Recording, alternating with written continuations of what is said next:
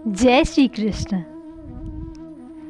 भगवान को रहने के लिए मंदिर से ज़्यादा मनुष्य का हृदय पसंद है, क्योंकि मंदिर में इंसान की चलती है और हृदय में भगवान की। जिंदगी में जो भी होता है अच्छे के लिए ही होता है। बुरा वक्त इसलिए आता है ताकि हम अच्छे वक्त की कीमत जान सके, और लोग इसलिए बदल जाते हैं ताकि हम उनकी असली चेहरे पहचान सके कि वो क्या थे और हम उन्हें क्या समझ रहे थे। जिस समय हम किसी का अपमान कर रहे होते हैं, उस समय हम अपना सम्मान खो रहे होते हैं। अहंकार और अकड़ दोनों ही जीवन के सबसे बड़े दुश्मन हैं। ये ना आपको किसी का होने देते हैं और ना कोई आपका होता है। दर्द एक संकेत है कि आप जिंदा है, समस्या एक संकेत है कि आप मजबूत है, और प्रार्थना एक संकेत है कि आप अकेले नहीं हैं। गलत आरोपों को लेकर कभी चिंतित ना हो, बल्कि उसका सामना करें। याद रखिए, समय का ग्रहण तो चांद सूरज को भी झेलना पड़ता है।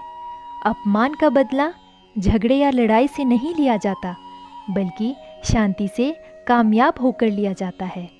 गीता में श्री कृष्ण ने बहुत बड़ी बात कही है कि यदि आप धर्म करोगे तो आपको ईश्वर से मांगना पड़ेगा, लेकिन यदि आप कर्म करोगे तो ईश्वर को आपको देना पड़ेगा। कभी भी व्यक्ति हमारा मित्र या शत्रु बनकर संसार में नहीं आता। हमारा व्यवहार और शब्द ही लोगों को मित्र या शत्रु बनाते हैं।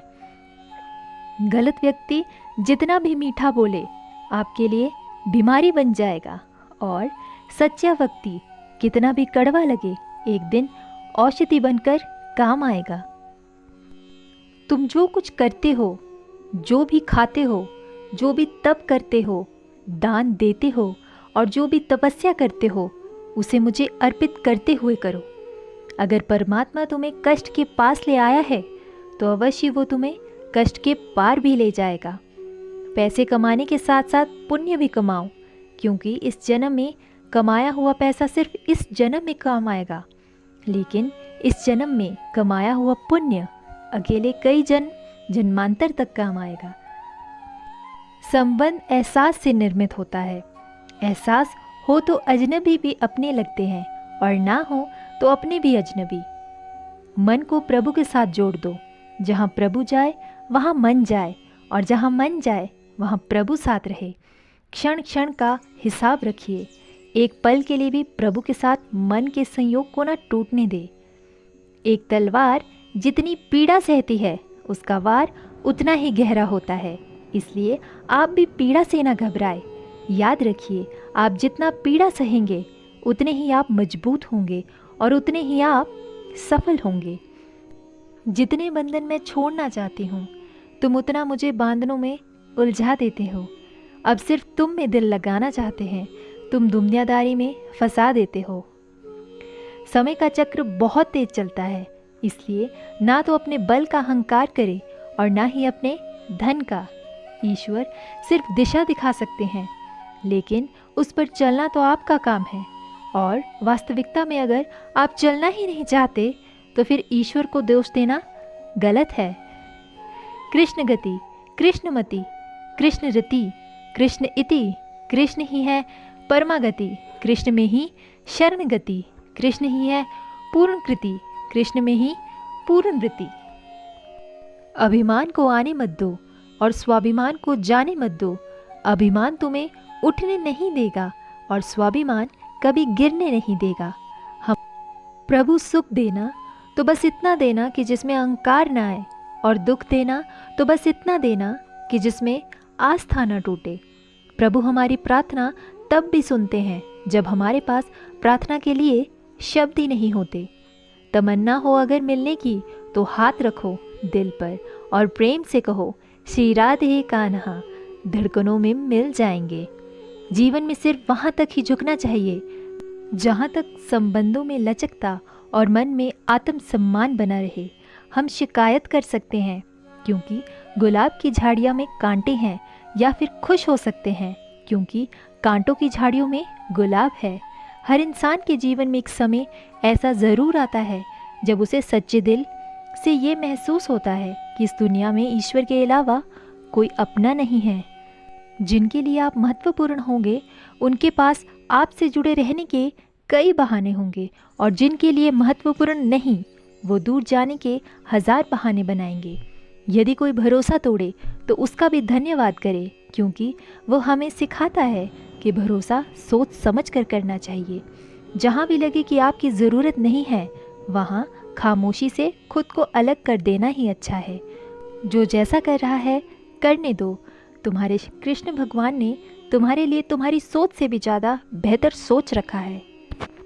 अपमान ऐसा शब्द है जो किसी को स्वीकार नहीं, बल्कि आजकल तो बच्चे तक छोटी छोटी बात पर अपमानित महसूस करने लगते हैं, क्योंकि आजकल एक दूसरे का अपमान करना तो ऐसा प्रचलन चल रहा है कि कोई इसमें पीछे नहीं रहता।